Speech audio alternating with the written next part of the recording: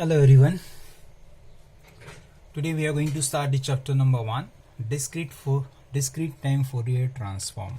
Discrete Fourier transform. Sorry, not discrete time. Discrete Fourier transform. Okay, discrete Fourier transform. That is DFT. Okay, discrete Fourier transform and fast Fourier transform. DFT and DTFT. DFT and DTFT. So discrete Fourier transform and fast Fourier transform. Okay, not DTFT. DTFT is different. Discrete time Fourier transform different. So that we are going to see now. What is the difference between Z transform, DTFT and DFT? Okay. तो chapter का नाम है discrete Fourier transform and fast Fourier transform, DFT and FFT. Okay, then the Z transform of finite length dt signal x of n. So x of n है, let us say that x of n is equal to 1 2 3 4 ऐसा signal है. So x of n is equal to 1 2 3 4. This is one signal and this signal is of finite length.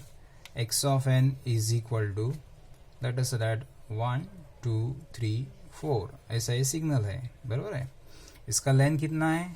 तो length is 4. Okay, सो ऐसा finite length dt signal है, उसका z transform निकालना रहेगा. तो हम लोग ये डेफिनेशन यूज करते, x of z is equal to summation of x of n z raise to minus n. Okay, so this is z transform मिलेगा आप लोगों को. बट मुझे अगर फ्रीक्वेंसी रिस्पॉन्स पता करना है ये dt सिग्नल का, मतलब ये पता करना है कि इसमें कौन कौन सा फ्रीक्वेंसी कंपोनेंट है और उनका एम्पलीट्यूड क्या है, कौन कौन से फ्रीक्वेंसी कंपोनेंट से dt सिग्नल बना हुआ है, ये अगर पता करना है, उसका फ्रीक्वेंसी रिस्पॉन्स पता करना है. ओके, कि हाउ डज इट्स फ्रीक्वेंसीज के हिसाब से एम्पलीट्यूड कैसा वेरी हो रहा है, ओके, फ्रीक्वेंसी के हिसाब से फेज कैसा वेरी हो रहा है ये dt सिग्नल का, तो हम लोग फिर उसका DTFT करते हैं. ओके, तो Z ट्रांसफॉर्म से DTFT ऑब्टेन करना है हम लोगों को. तो DTFT कैसा ऑब्टेन करते हैं हम लोग? Discrete time Fourier transform is obtain by putting Z is equal to e raise to j omega. So putting Z is equal to e raised to j omega, Z transform get converted into DTFT. Okay, and DTFT, ये जो DTFT मिल रहा है इसको क्या बोलते हैं हम लोग? इसको बोलते हैं फ्रीक्वेंसी रिस्पॉन्स. ओके, ये क्या हमें देता है आप लोग को? जब हम लोग DTFT लेते हैं कोई भी सिग्नल का, मतलब आपको एनालॉग फ्रीक्वेंसी रिस्पॉन्स मिलता है. ओके, कौन सा frequency response? Analog frequency response. Okay, so DTFT से DTFT ऑब्टेन कर रहे हैं हम लोग. तो Z is equal to e raise to j omega put किया यहाँ पे, तो ये हो गया DTFT of signal x of n.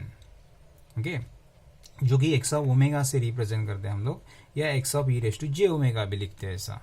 Z is equal to e raise to j omega ऐसा कह दो. तो either it can be represented by x of z e raise to j omega और simply represented by x of omega.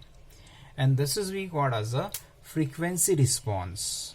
Okay, this is a analog frequency response. Analog frequency response. So DTFT gives analog frequency response of signal x of n. Okay, and this analog frequency response cannot be processed by the digital system like computer. कि अभी आप लोगों को अगर ये frequency response process करना है तो नहीं प्रोसेस कर सकते directly, because it is analog in nature.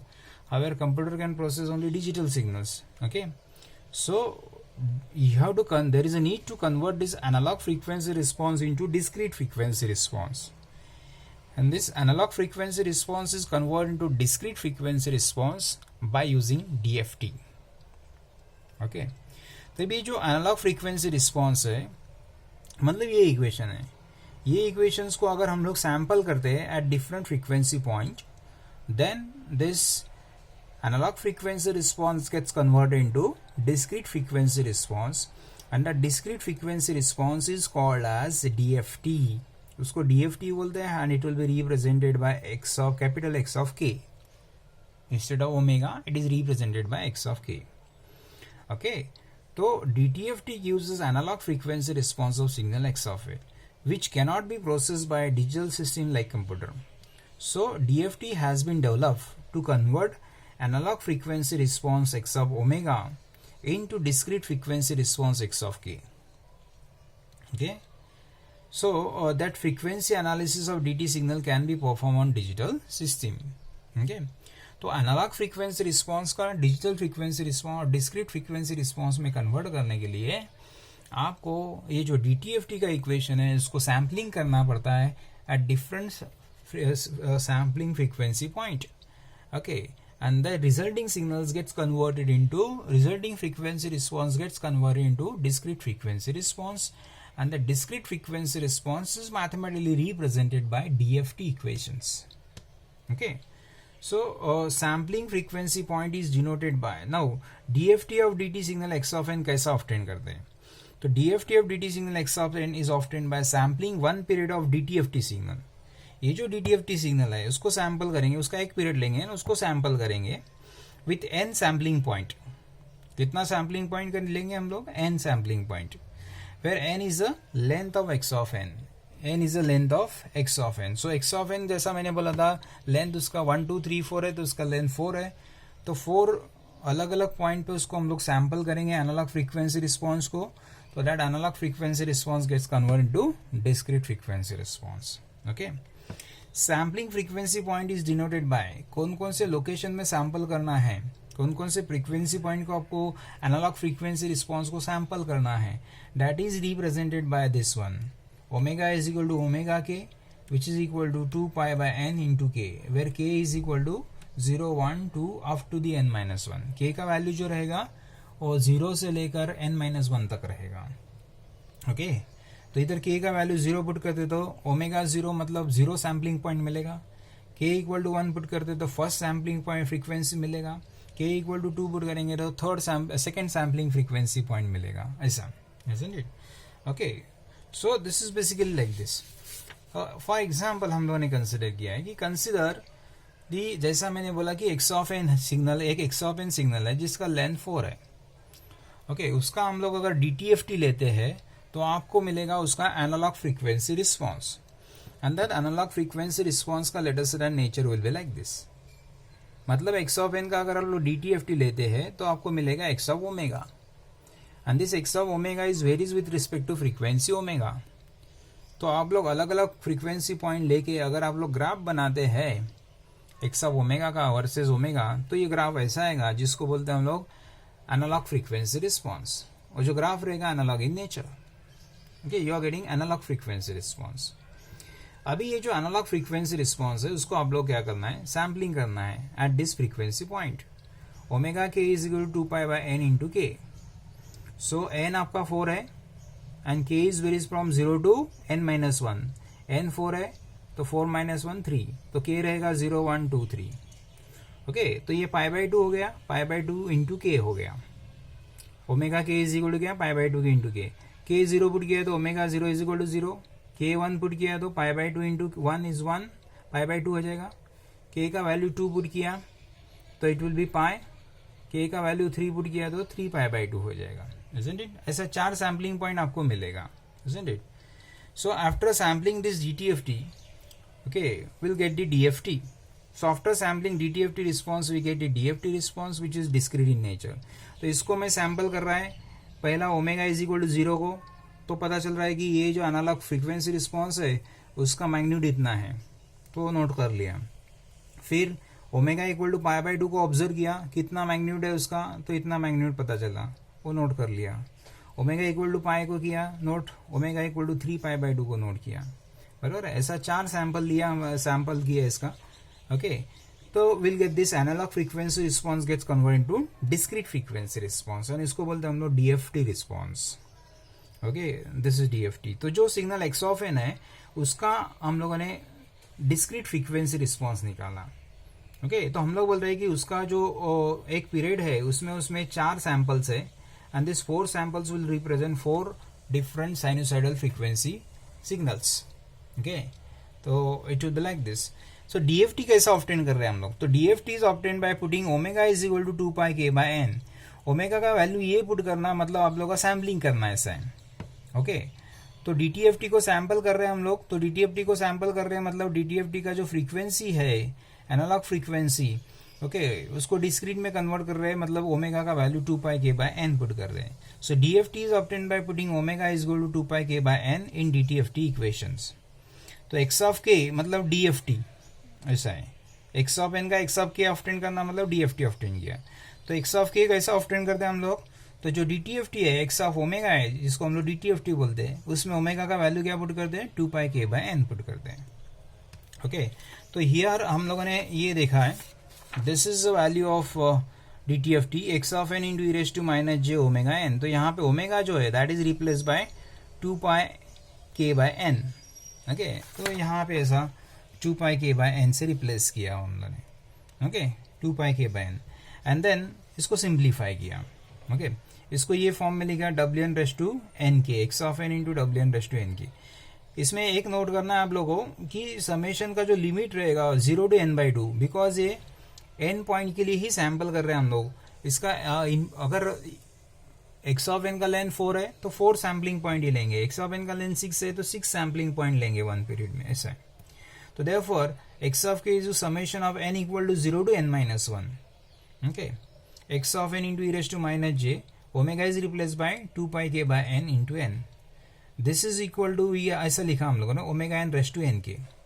तो एन एन के तो है, ओमेगा एन मतलब क्या है, इसको हम लोग ऐसा लिखा, यही टर्म को हम लोगों ने ऐसा लिखा E raise to minus J 2 pi by N raise to N के. Okay and this term we call the W of N.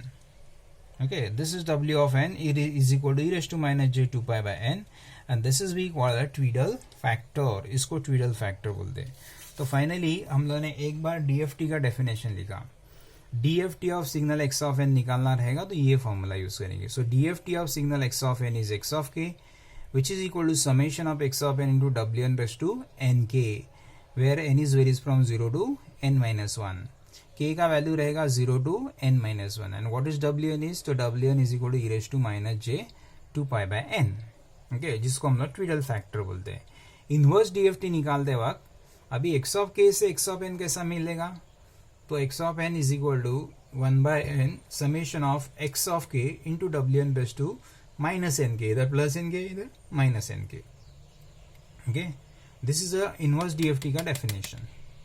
Okay अभी there are certain characteristics of DFT discrete Fourier transform.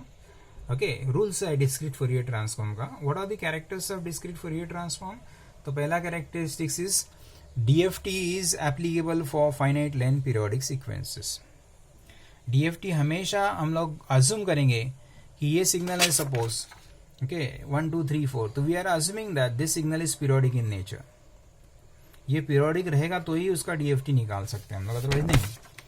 Okay तो DFT is applicable to finite length, length भी finite होना चाहिए, periodic sequences. DFT of DT signal is always periodic.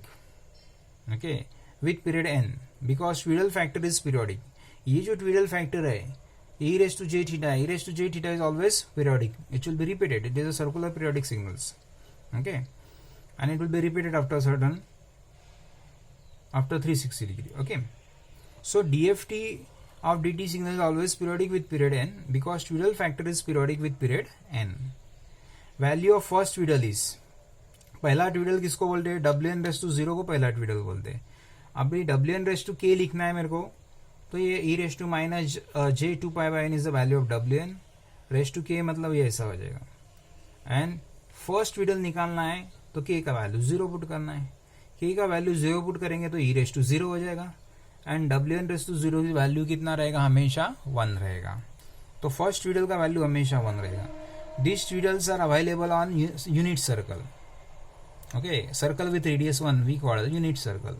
ये सारे ट्वीडल कहाँ पे रहेंगे, तो यूनिट सर्कल पे रहेंगे and these are divided into n equal parts. Okay अभी ये जो ट्वीडल है, ये ट्वीडल का वैल्यू कैसा निकालते हैं वो हम लोग देखते हैं. ओके तो डब्ल्यू N raise to k is equal to E raise to minus J 2 pi by n where के is like this. Let us say that for example लेते हैं कि एक्स ऑफ एन सिग्नल है एक जिसका लेंथ 8 है, लेंथ इज 8.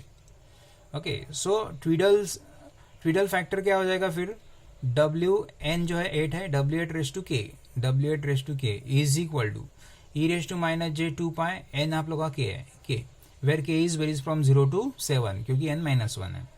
के का वैल्यू 0 to 7 रहेगा. Okay, this is pi by 4 हो गया, 2 पाई बाय 8 मतलब पाई बाय 4 के. इसको पोलर फॉर्म में लिखते हैं हम लोग ई रेस टू जे थीटा को, तो इसका मैग्नीट्यूड हमेशा 1 रहेगा. ये उसका फेज एंगल रहता है, माइनस पाई बाय 4 के इज उसका फेज एंगल. तो मतलब इसको पोलर फॉर्म में ऐसा लिखा 1 at an angle minus pi by 4 के, वेर के is varies from 0 to 7. Okay, अभी के का वैल्यू 0 पुट करते हैं तो आपको क्या मिलेगा, पहला ट्विडल मिलेगा, W8 रेस टू 0 मिलेगा, and that is nothing but 1 at angle 0, जो कि यहाँ पे रहेगा. 1 at an angle 0 will be here. Okay, के का वैल्यू 1 पुट करते हैं तो W8 रेस टू 1 मिलेगा, दैट इज सेकंड ट्विडल बोलते हैं हम लोग उसको. एंड उसका वैल्यू कितना रहेगा, के इक्वल टू 1 पुट कर दो, 1 at an angle minus pi by 4 किधर इधर रहेगा, माइनस पाई बाय 4 है. तो ये दूसरा ट्विडल 1 at an angle minus pi by 4 के लिए. ओके, थर्ड विल बी के का वैल्यू आप लोग 2 पुट करेंगे तो ये आएगा W8 रेस टू 2 इज 1. ऐसा आप लोग के का वैल्यू 0 to 7 पुट करते हैं तो you are getting this 8 twiddles. Okay, 8 twiddles मिलेगा, एंड दिस 8 ट्विडल्स जो है that will be 45 degree apart. Okay, तो 45 degree apart, isn't it like this? तो therefore what it is basically कि आपको सिंपल है, ट्विडल का वैल्यू फैक्टर निकालना, वैल्यू निकालना सिंपल है. ये पोलर फॉर्म में निकाला, इसको हम लोग रेक्टेंगुलर फॉर्म में कन्वर्ट करते हैं, एनालिसिस में यूज करते हैं वक्त. ओके, तो ऐसे ट्विडल का वैल्यू निकालते हैं. So for example let us say that n equal to 4 है. अभी ये केस में हम लोग ये सिग्नल इसका DFT निकालना है, तो इसका DFT निकालना है तो वी रिक्वायर 4 ट्विडल्स, 4 ट्विडल लगेंगे. तो WN raise to k is equal to e raise to minus J 2 pi by n into k is varies from 0 1 n minus 1, बराबर है. तो अभी W4 raise to k is equal to e raise to minus j, इधर 4 put करते तो pi by 2 के, where के is varies from 1 2 3 0 1 2 3, बराबर है. इसको पोलर फॉर्म में लिखते तो 1 at an angle minus pi by 2 के. मतलब क्या कर रहे हैं हम लोग कि ये जो सर्कल है, ओके, इसको सर्कल जो है 360 डिग्री उसका टोटल सरकमफरेंस है, बराबर है, एंगल में उसका. इसको 4 इक्वल पार्ट में अगर कन्वर्ट करते हैं तो 4 इक्वल पार्ट मतलब एक पार्ट कितने का हो जाएगा, पाई बाय 2 का. तो एक पार्ट पाई बाय 2 का हो गया. तो this is 1 at an angle 0, this is 1 at an angle minus pi by 2, 1 at an angle minus pi, 1 at an angle minus 3 pi by 2, हो गया 4, isn't it?